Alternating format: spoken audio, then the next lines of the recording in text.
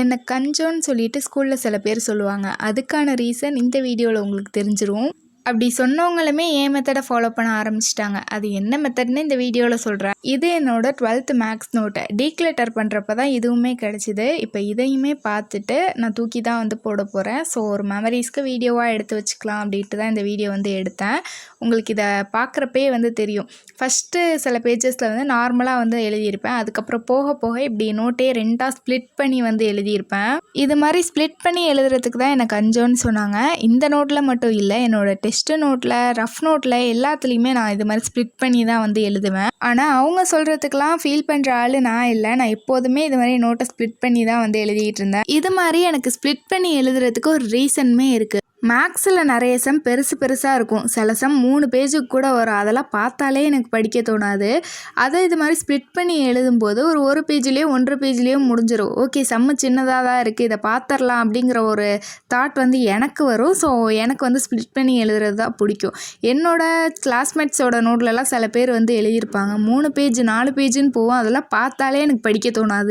இது மாதிரி ஸ்ப்ளிட் பண்ணி எழுதுறதுனால எனக்கு சம்மு பார்க்குறதுக்குமே ஈஸியாக இருக்கும். ஒரே பேஜில் அந்த சம்மு முடிஞ்சிடும். ஸோ வந்து நான் ஈஸியாக பார்த்து முடிச்சிடுவேன். என்னோட நோட்டில் நான் தான் சம்மு பார்க்க போகிறேன். ஸோ எனக்கு புரிகிற மாதிரி இருந்தாலே போதும். அது மேக்ஸ் நோட்டில் நிறைய சம்ஸ் வந்து இருக்கும். அது எல்லாத்தையும் போடணும்னா இது ஒரு குண்டு நோட்டு, இதுவே எனக்கு வந்து பத்தலை. ஸோ இது மாதிரி ஸ்ப்ளிட் பண்ணி போட்டால் வந்து நிறைய சம்ஸ் வந்து நம்ம இந்த ஒரு நோட்லேயே வந்து போட்டுடலாம்.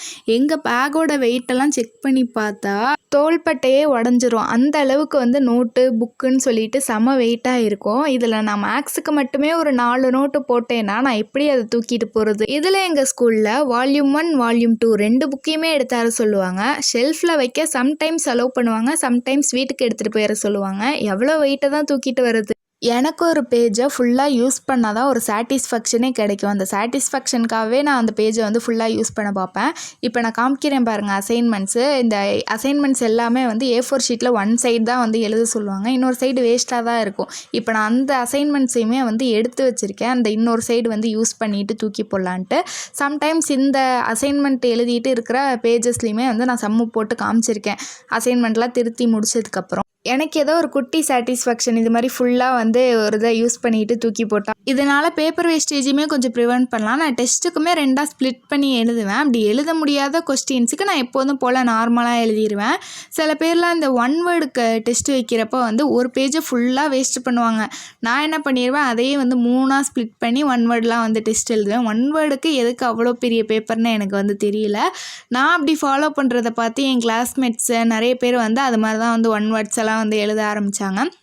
நிறைய பேர் மேக்ஸ் நோட்லேயுமே நான் இப்படி எழுதுறதை பார்த்துட்டு மேக்ஸ் நோட்லேயுமே அப்படி எழுத ஆரம்பிச்சிட்டாங்க. டெஸ்ட்லேயுமே ஃபாலோ பண்ண ஆரம்பிச்சிட்டாங்க.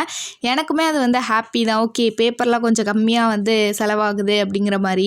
இதெல்லாம் உனக்கே ஓவராக தெரிலையாமா அப்படின்னு சொல்லிட்டு கேட்டால் எனக்கு அதில் ஏதோ ஒரு ஹாப்பினஸ் கிடைக்கிது, நான் ஹாப்பியாக இருக்கேன், அதுவே எனக்கு போதும்.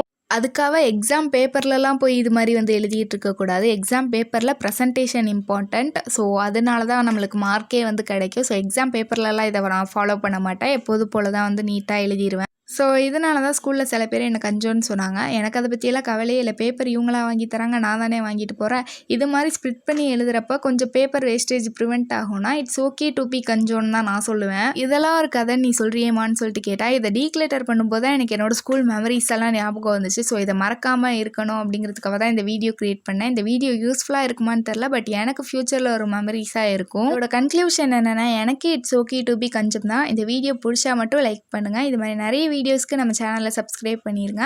இதுவரையும் என்னோட கதையை கேட்டுட்டு இருந்தீங்கன்னா தேங்க்ஸ் ஃபார் வாட்சிங்.